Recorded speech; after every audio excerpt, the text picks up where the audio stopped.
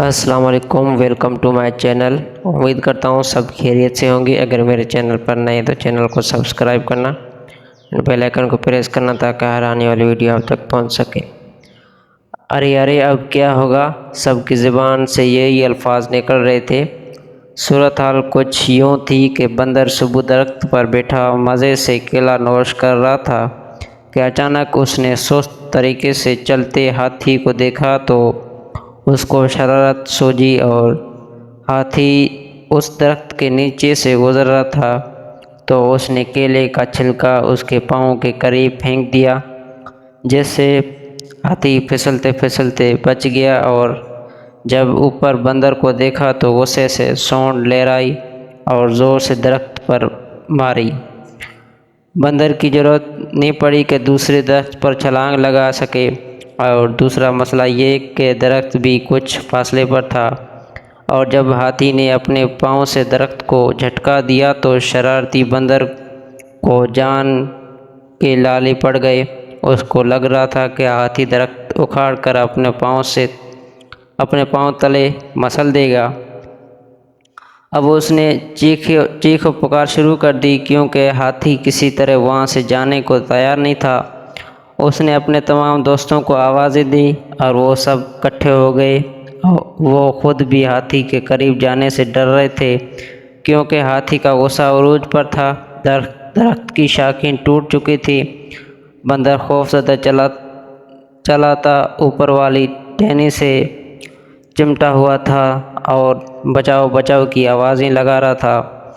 آج تو جنگل کے بادشاہ شیر بھی دوسرے جنگل کے شیر کے لیے گیا ہوا تھا۔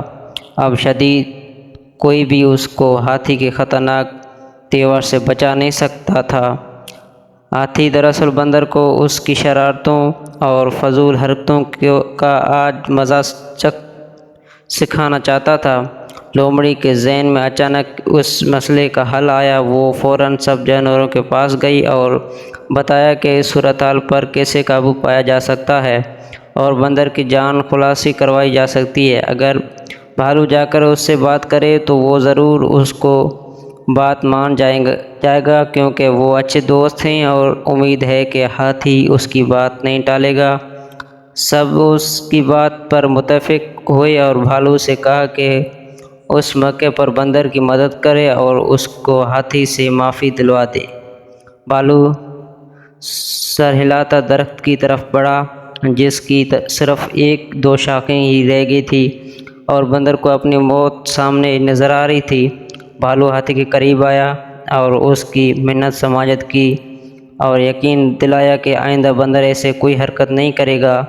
اب تم غصہ ختم کرو، اور اس کو وہاں سے ہٹا کر دوسری طرف لے گیا اور بندر سے کہا، نیچے اترو اور اپنی شرارت کی معافی مانگو اور وعدہ کرو کہ آج کے بعد کسی کو تنگ نہیں کرو گے۔ وہ ڈرتے ڈرتے پھولی سانس کے ساتھ نیچے اترا اور بھالو کے پیچھے جا چھپا اور ہاتھی سے کپاتے آواز سے معافی مانگی تو ہاتھی نے فوراً ہی اسے معاف کر دیا۔ اگر اسٹوری اچھی لگی تو لائک کرنا، شیئر کرنا اینڈ چینل کو سبسکرائب کرنا نہیں بھولنا۔